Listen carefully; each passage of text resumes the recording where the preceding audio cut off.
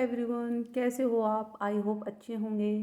तो आपका स्वागत है आपके अपने चैनल एजुकेशन प्लेटफॉर्म में। तो मैं आज फिर से हाजिर हूँ एक नई वीडियो के साथ। तो वही मैंने कल बताया था आपको कि पॉलिटिकल थ्योरी में हमारे कॉन्सेप्ट है, एक बार देख लो, ये कंप्लीट हो चुके भाई अभी। जैसे liberty, equality, justice, rights, power और डेमोक्रेसी और सिटीजनशिप। भाई ये कॉन्सेप्ट तो हमारे देखो कंप्लीट हो गए। ठीक है, तो आज से मैं स्टार्ट करी भाई अपनी आइडियोलॉजी, जो पॉलिटिकल थ्योरी में ही है भाई।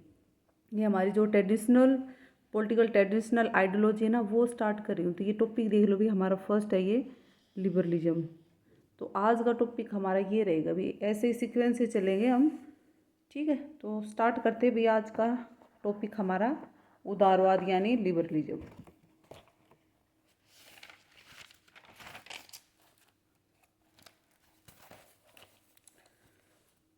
तो भाई टॉपिक स्टार्ट करने से पहले कई बच्चों का डाउट होगा, मैम कि क्या होती है आइडियोलॉजी, पहले ये हमें बताओ, तभी हमें समझ में आएगा आगे का टॉपिक।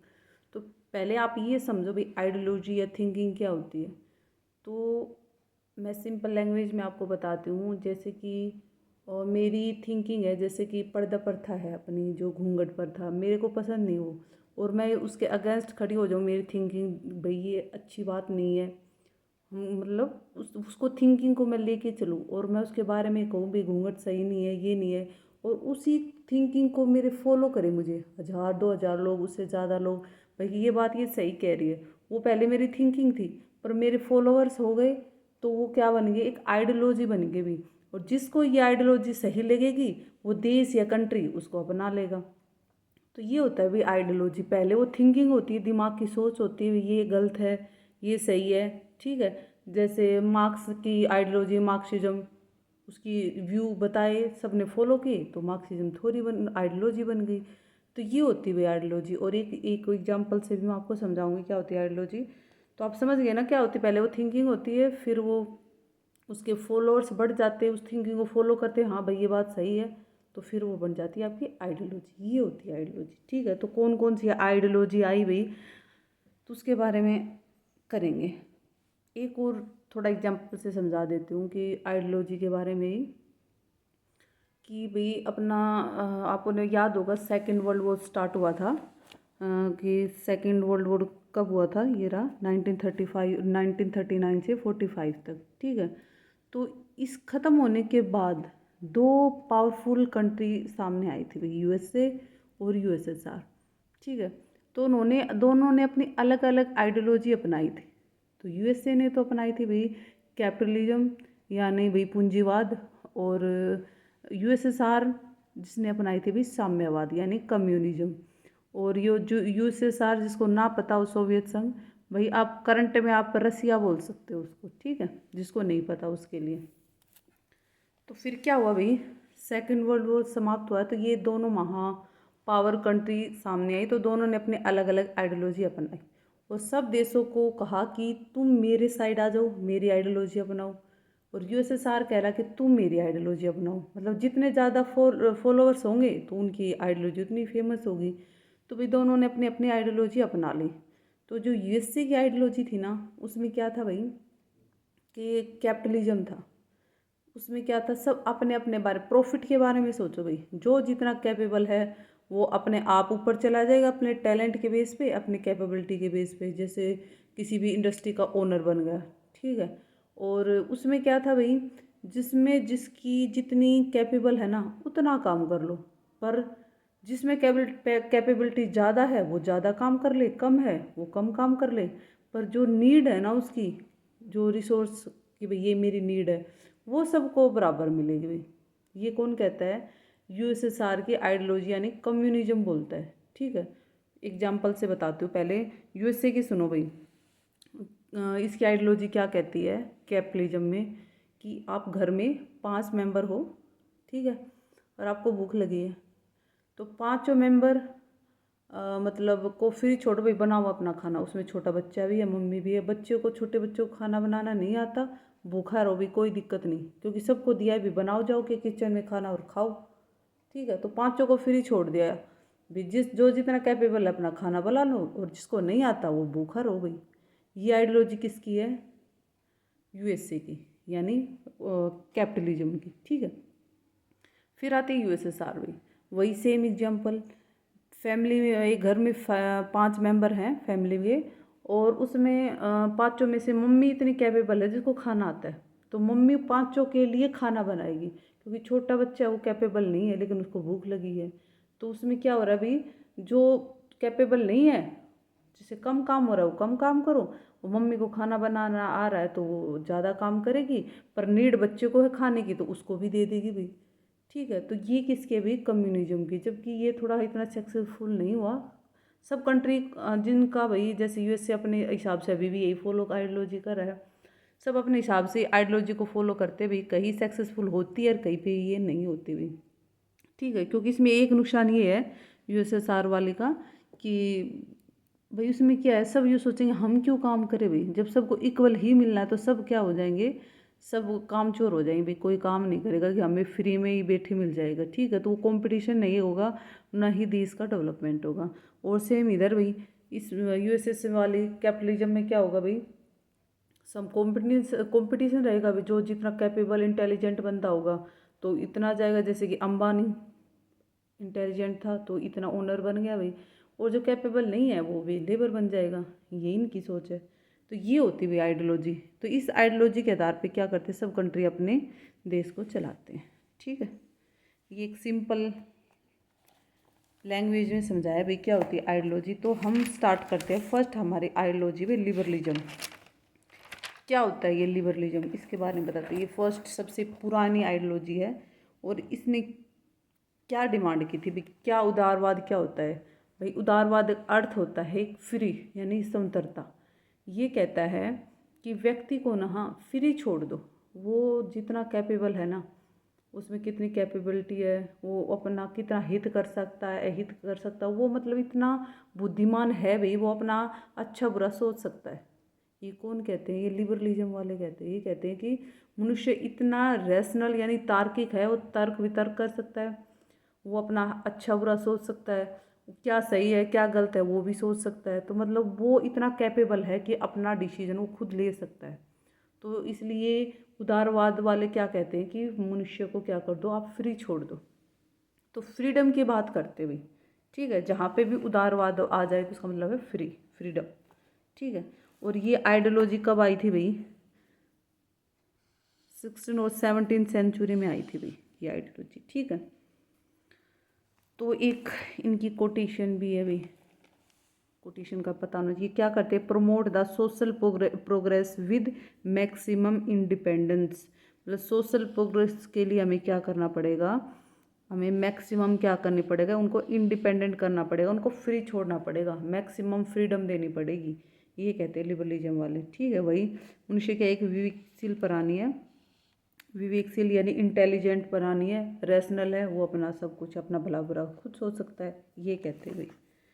ये फुल फ्रीडम देने के पक्ष में है, कौन भी, उदारवाद, ठीक है। उनको कहते हैं फ्री, पूरी फुल फ्रीडम दो और फुल ही राइट्स दो, ठीक है। उसके जनक यानी फादर कौन है भाई, ये मोस्ट इंपॉर्टेंट क्वेश्चन है, जॉन लॉक है भाई, ठीक है। और वही भी मैक्सिमम फ्रीडम दोगे तो ही क्या होगा, सोशल प्रोग्रेस होगा, ठीक है। और जो ये उदारवाद आप शब्द को या बेस को कहाँ से बना था भाई, ये बना था गौरवपूर्ण क्रांति यानी ग्लोरियस रेवोल्यूशन से, यहाँ से आया था भाई ये वर्ड, ठीक है। और ये कब हुई थी रेवोल्यूशन, 1688 में इंग्लैंड में हुई थी भाई। और ये कहते कि बिल्कुल रक्तहीन थी, इसमें कोई भी मारकाट वगैरह नहीं हुई थी, बिल्कुल शांति से हुई थी ये क्रांति। और यहाँ से बेस बना था भाई किसका, उदारवाद का, यहाँ से लिया गया ये वर्ड का, समझ लो आप, चाहे बेस बन लो, यहाँ से बना था भाई। इसमें क्या था भाई, इसमें एक निरकुश राजा था, जेम्स सेकंड। तो भाई वो अपने धर्म को ज़्यादा फैला रहा था, कैथोलिक धर्म को।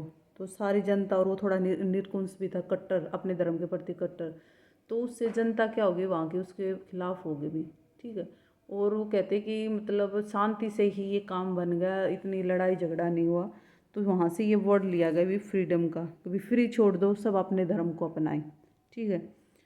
और वहाँ फिर क्या स्थापित हो गया अभी, संवैधानिक विकास यानी संविधान की स्थापना हो गई, संसद की स्थापना होगी कहाँ पे, इंग्लैंड में, तो हमें सिर्फ यही समझना है कि उदारवाद वर्ड कहाँ से ले आएगा, गौरवपूर्ण क्रांति से, यानी ग्लोरियस रेवोल्यूशन से। ठीक है, फिर इससे क्वेश्चन कैसे आएंगे भाई, मैक्सिमम क्वेश्चन ऐसे आते हैं, जैसे उदारवाद की दे देंगे, फिर पूछेंगे कि उदारवाद लिबरलिज्म के बारे में कौन सी स्टेटमेंट सही है या कौन सी स्टेटमेंट रॉन्ग है।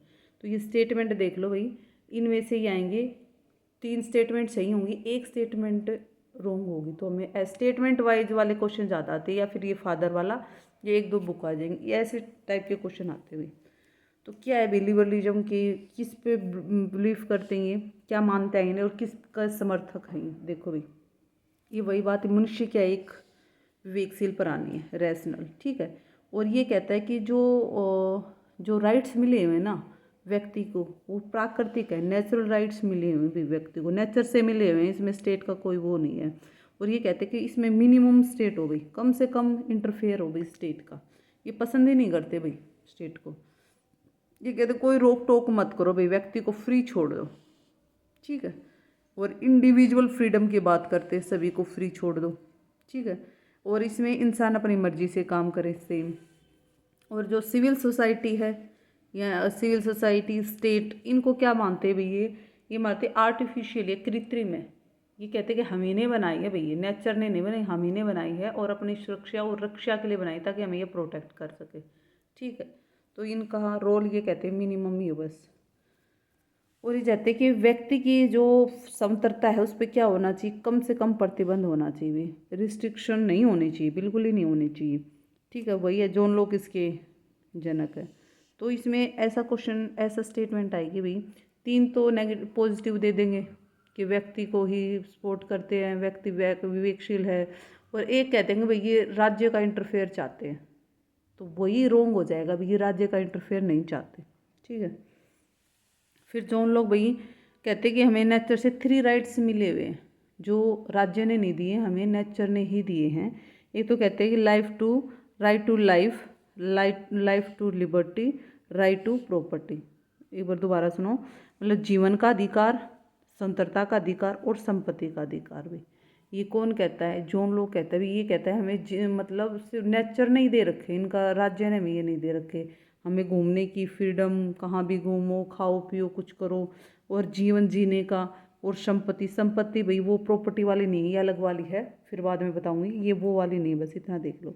फिर 3 नेचुरल राइट्स मिले हमें किससे, नेचर से। कौन कहता है, ये जॉन लॉक भाई। आता है क्वेश्चन में 3 ये दे देंगे, एक इनसे अलग दे देगा, जैसे कि आपको दे देगा कोई मतलब ऐसे इनसे एक्स्ट्रा दे देगा, जैसे फॉर एग्जांपल राइट्स दे देगा। ठीक है, इनमें समानता का अधिकार दे देगा, तो आप समझ जाना वो नहीं है, ये 3 है। ठीक है, फिर आती भी इसकी शाखाएं, यानी इनकी ब्रांच, किसकी भी, उदारवाद की। 3 ब्रांच या टाइप बोल दो। ठीक है, टाइप बोल दो भाई, टाइप्स ऑफ लिबरलिज्म की भी 3 है ये भी। ठीक है, फर्स्ट सबसे पुरानी कौन सी है भाई, क्लासिकल लिबरलिज्म, जिसको शास्त्रीय उदारवाद बोलते हैं। सेकंड भाई, और ये भाई देखो नियो लग जाए, मॉडर्न लग जाए, तो ये क्रिटिक करने नहीं आती भाई, कई आगे आएंगी, पोस्ट लग जाए ना, वो तो आती है किसी भी को क्रिटिक करने। ठीक है, लेकिन यदि नियो लग जाए ना, तो वो थोड़ा सा मॉडिफाई करने आएंगी, बस इतना ही है, उसको क्रिटिक करने नहीं आएंगी। ठीक है, इसी की ब्रांच है ये। तो सेकंड है मॉडर्न, और थर्ड है कंटेम्प्रेरी, वही इसमें आती है नियो लिबरलिज्म, यानी नव उदारवाद। ये 3 है भाई मेन। ठीक है, ब्रांच जो उदारवाद की, तो तीनों में डिफरेंस भी आ जाए, कुछ भी आ सकता है, हमें पता होना चाहिए। सबसे पुरानी तो ये है। ठीक है, क्लासिकल लिबरलिज्म, और इसको बोलते हैं नकारात्मक उदारवाद, नेगेटिव लिबरलिज्म। आप याद करना, मैंने लिबर्टी पढ़ाया था ना, उसमें था ना नेगेटिव पॉजिटिव सेम ही है भाई। ठीक है, क्यों, क्योंकि ये भाई नेगेटिव क्यों है, क्योंकि ये बिल्कुल कहते हैं कि भाई मनुष्य पे कोई रिस्ट्रिक्शन मत लगाओ भाई, स्टेट पे कोई इंटरफेयर मत करे, वो कुछ भी करे, मतलब कुछ भी करे, वो कहने का मतलब ये है, तो इसलिए इसको नेगेटिव बोलते हैं। फिर ये कहते हैं कि फ्री मार्केट इकोनॉमी की बात करते भी, मार्केट में भी फ्री छोड़ो भी, कोई कुछ बेचे, कुछ लाए, कुछ कोई खरीदे, कुछ करे, मतलब फ्री मार्केट छोड़ दो भाई, इसकी भी बात करते हैं। ठीक है, वही इंसान अपनी मर्जी से काम करे। और ये कहते भी स्टेट नो नहीं होना चाहिए, कौन कहता है? क्लासिकल लिबरलिज्म वाले, ठीक है। फिर सेकंड भाई इसमें थोड़ा सा मॉडिफाई करने ये आई भाई आधुनिक उदारवाद वाले, ये हैं, इनको पॉजिटिव बोलते हैं भाई, पॉजिटिव लिबरलिज्म जो मॉडर्न वाले हैं। क्यों? क्योंकि ये भाई थोड़ा सा इंटरफेयर चाहते हैं, किसका? राज्य का, स्टेट का। ये चाहते हैं कि भाई सिर्फ वेलफेयर के काम करे भाई, जहाँ पे ज़रूरत पड़े ना तो स्टेट आना चाहिए, ठीक है। तो मतलब ये थोड़ा थोड़ा चाहते हैं कि स्टेट इंटरफेयर करे, मतलब वेलफेयर के काम के लिए। तो मतलब वहाँ तो बिल्कुल नहीं चाहिए था, बस होता नाइट वॉचमैन, सिर्फ शाम को जैसे नाइट वॉचमैन नहीं होता पहरी, वो काम करे बस हमारी रक्षा के लिए, बस वो तो इतना कहते थे। पर ये कहते वेलफेयर के काम करे भी, थोड़ा बहुत इंटरफेयर करे राज्य। तो ये स्टेट को थोड़ा इंटरफेयर चाहते हैं, ठीक है। और नेनी स्टेट भी बोलते हैं भाई ये वाले। फिर नव उदारवाद भी, इसका आगे फिर थोड़ा सा पूरा प्रॉपर वे में पढ़ेंगे डिटेल से। अब थोड़ा वैसे बताती, ये स्टेट को भाई, ये स्टेट को फिर नहीं चाहते भी, नहीं चाहते ये स्टेट को, बस ये बीच में वाला मॉडर्न वाला नहीं ये चाहता था, ये दोनों क्या है, ये नहीं चाहते भी स्टेट इंटरफेयर करे, ठीक है। तो ये किसके बारे में है भी? तीनों शाखाएं थे, अभी इनको डिटेल से पढ़ेंगे। फर्स्ट अपनी क्लासिकल आती है, क्या होती है क्लासिकल लिबरलिज्म वाले, ये क्या बोलते हैं भाई? सेम बात, स्टेट नो स्टेट, स्टेट का कोई काम ही नहीं है, फ्री छोड़ दो व्यक्ति को, ये की पॉइंट है भाई, ये आएंगे। ये नेगेटिव की बात करते हैं, नेगेटिव लिबरलिज्म वाले हैं, क्यों? क्योंकि स्टेट को नहीं चाहते। और ये वर्ड है कहाँ से लिया भाई? गौरवपूर्ण क्रांति से लिया गया है, ठीक है। बेस वही से हुआ है स्टार्ट उदारवाद का। फादर कौन है? जॉन लॉक है, इनकी ये मोस्ट इम्पोर्टेंट है भाई। जॉन लॉक की बुक है भाई the second treatise of civil government भाई। जॉन लॉक है, ये गौरवपूर्ण क्रांति ग्लोरियस रेवोल्यूशन चल रहा था उस टाइम पे, ये वहाँ पे थे भाई। तो ये उस ज़्यादा इंस्पायर थे वहाँ से। तो ये देखो 1689 की बुक है, और गौरवपूर्ण क्रांति यानी ग्लोरियस रेवोल्यूशन कब हुआ था? 1688 में, तो मतलब साथ में ही थे ये। और वही भाई राज्य को क्या कहती है? नाइट वॉचमैन का ही काम करे, बस सीमित रहे, बस ज़्यादा कार्य ना करे, बस हमारी रक्षा करे, सुरक्षा करे, बस इतना ही काम है स्टेट का, क्लासिकल वाले कहते हैं, ठीक है। फिर आते भाई इनके सपोर्टर, इनके समर्थक कौन कौन है?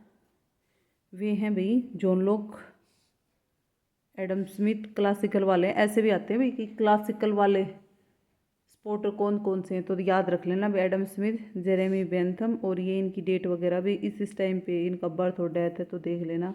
हर्बर्ट स्पेंसर भाई, ठीक है। ये हैं इसके सपोर्टर यानी समर्थक क्लासिकल लिबरलिज्म के, ठीक है। तो और भाई कल पढ़ते हैं डिटेल से, क्योंकि एक वीडियो में तो ये कंप्लीट नहीं होगा, तो और नेक्स्ट मैं कल बनाऊंगी इनका डिटेल से।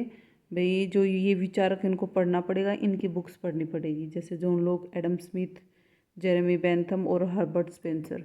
और फिर हमें पढ़ना पड़ेगा भाई मॉडर्न लिबरलिज्म, और फिर नियो के बारे में पढ़ना पड़ेगा, ठीक है। तो वो कल नेक्स्ट वीडियो में बनाएंगे, क्योंकि भाई वीडियो फिर लंबी हो जाएगी।